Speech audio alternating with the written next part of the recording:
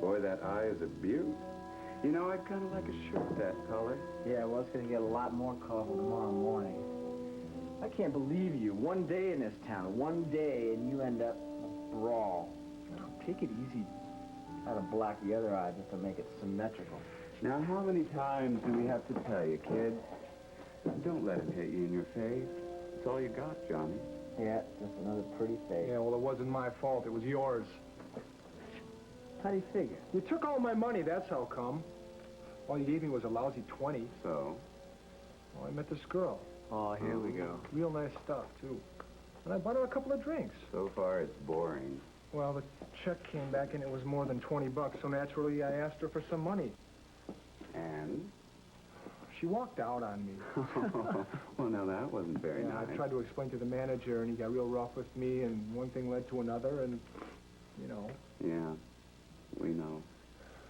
Listen, Jim, I'm really broke now, and I'm very hungry. Could I please have $1 to go out and get a hamburger across the street?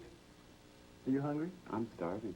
Well, sure, we'll all go. In fact, I'll pay. Ah. Yeah, with my money. Hey, where's the tape recorder? Well, you told Mitzi she could borrow it, remember? Hector, you don't understand. You remember that tape about Frau Miller in Switzerland? Yeah. It was in the machine.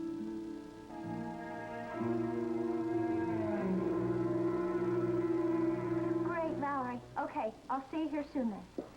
Right, bye-bye.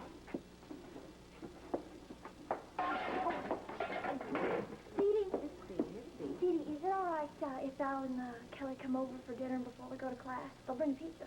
Fine. And I will even make a salad. Is there anything I can do to help? Yes. Stay out of the kitchen.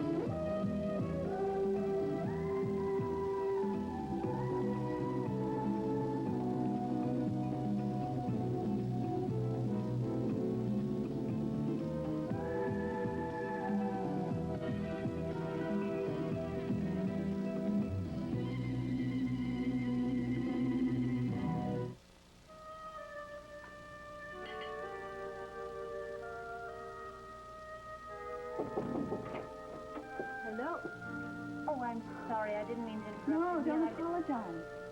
Look, I welcome the interruption. First, I'll face this delightful hospital. Yeah, indeed. Well, I heard you were here, and I thought I would stop by on my way home. Oh, they're beautiful. So thoughtful of you. Thank you, Nancy. How are you feeling? I'm fine, really. As a matter of fact, I think that I might be able to go home tonight. Well, whatever happened to Bridget in here? Oh, funny thing about that, I was Christmas shopping in a department store, and it got real hot and crowded, and I simply fainted. I mean, that's all there was to it. Well, I guess, yeah. Shopping can be a chore this time of year for all of us. Yeah, this time of year. I've heard that a lot more people commit suicide during the holiday season than any other time. Well, I don't know about that. And maybe it's because it is a time of closeness and warmth and family ties, and the people who don't have those things are apt to be a little more lonely, maybe, a little more depressed than usual. You have all those good things, don't you? Yes, I do. Well, it's wonderful. Well, according to you, I'd be a pretty good bet for a suicide statistic, wouldn't I? Please don't say that. Why not? I don't have even one of those good things you talk about in life. And there's no way I can change it either. Well, I don't believe that you can't change things. Look, I'm sorry. I was just making conversation. Jinx, I have to leave pretty soon, but I did want to talk to you about something. I had an idea, and I wanted to discuss it with you. Sure. What is it? Well, I was wondering if perhaps you might like to help me work on a television feature story. It's along your line of work, and I could use your help. You want me to help you put together? Yeah. You're kidding. No, not at all. No, it concerns the possibility of a new theatrical group here in Monticello. I've made some notes. Of course, they'll have to be expanded on. But I thought if you would look them over, right, and tell me what you think. After all, it is your profession. I honestly don't know how I can contribute. Well, quite frankly, you're the only... Hello, lovely ladies. How are you? Hi. Nothing nice surprised to see you Well, here. I'm just leaving, as a matter of No, fact. don't let me scare you, eh? No, you're not. You're not, sir. I really do have to leave. Jinx, if you would read those over and let me know what you think. Bye-bye, Miles. So hard, Nancy. Oh, nice. How are you feeling? I feel great. I'm ready to go home right now, if you'll let me. Well, I really rather you'd wait until morning. Look, I don't have that many nights left to spend wasting away in a hospital. Please, Miles.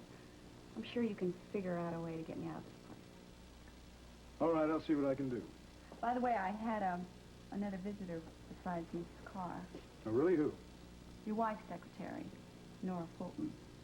She was visiting another friend in the hospital and came by and said hello. Well, that's really nice of her. She's become Nicole's right arm, you know. I gathered.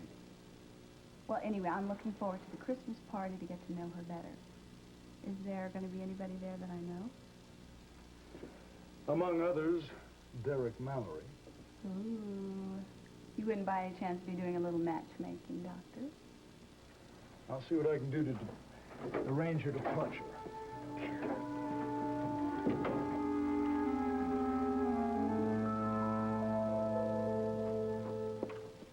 Oh, Nicole, this just came over the wire service. You might find it interesting for the 6 o'clock. Oh, good. And what about that shooting down on Fitzroy Street? Is there anything new on that? Oh, no, and I'm glad. I've decided to try and not emphasize the bad news stories in deference to the A season. nice thought. Coffee? Oh, no, thank you. Geraldine, what have you made for Christmas plans, any, or have you been too busy to make any? No, I haven't made any plans at all, really. Skylar and Raven have made theirs, however. What, does that mean you'll be alone? Oh, well, they're planning a holiday abroad this season, so I won't be seeing very much of them. They'll be leaving for Switzerland in just a few days. So soon? Well, just as soon as they can get all those arrangements together. Well, if they're going to be tied up, won't you please come to our Christmas party? We'd love it. Oh, Nicole, I'd love that. I'd love to share your Christmas with you. I'm delighted. Oh, great. There'll be a lot of people there, you know. Derek Mallory and Mike and Nancy, and Gavin Wiley will be there, too. Yes. I heard he was going to be your guest during his Christmas leave. I hope everything works out for that boy, Nicole. Oh, so do I. For his sake and for Jody's. Well, it's getting close to airtime. I'd better go. I'll check in with you later, okay? Fine, Nicole.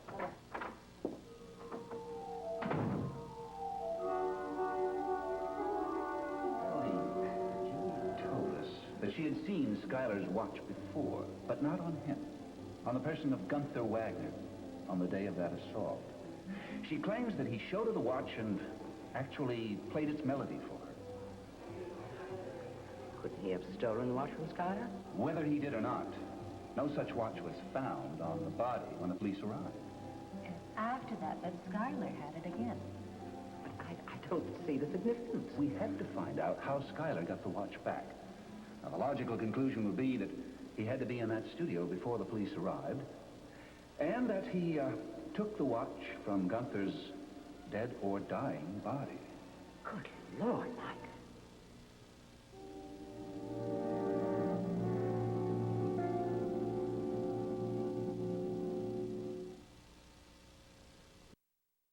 Taste this, will you? Well, that's very good. Is that French or Italian?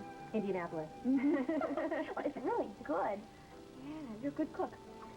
Yes, thank you very much, especially when the guests bring the pizza. Delivery boy! Hi, how are you? Hi!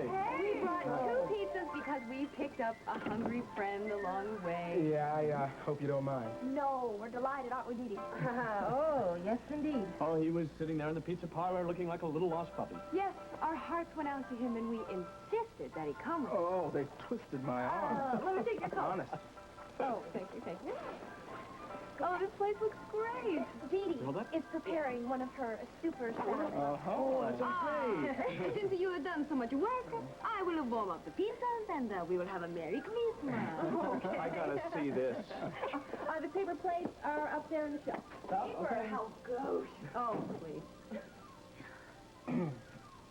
Well, I'll go fish out the salad. I found him. Look, I don't want Calvin, to make I any... think... Excuse me. No, pardon me. Calvin, you put Kelly and Val up to this, didn't you? No, look, honest, you got to believe me. I just happened to run into them in the pizza joint. Okay. Look, Didi, I even asked. I mean, I thought it, might not be okay. I didn't want it to seem like I was pushing my way in. Did you? Honestly? No. I kind of thought so. Look, you not mad, are you? I mean, you got to know by now that I do just about anything to see you. Obviously. I mean, anyway, last time I was here for the Christmas party, Julius took up so much of your time, I hardly got to say 2 words to you. Calvin, what do you want to be when you grow up? Oh, I don't know. I think I'd settle for being exactly what I am now, which is very much in love with you. Now, Didi, I am so crazy about you that I am walking into walls. That could be fatal. Well, I don't care. Calvin, I think I should tell you what happened after you left the Christmas party the other night. Okay. What happened? Julius asked me to marry him.